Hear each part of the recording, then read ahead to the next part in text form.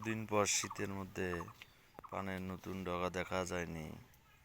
গরমের টান পড়ার সঙ্গে সঙ্গে পানের নতুন পাতা আসা শুরু করে দিয়েছে। দেখা যাক ইনশাল্লাহ গতবারের মতো এবারও কতটুকু ফসল এখান থেকে আমরা নিতে পারি।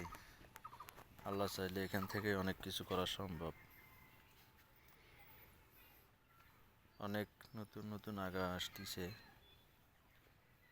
সবগুলো ডালে নতুন নতুন আগা ছাড়তিছে।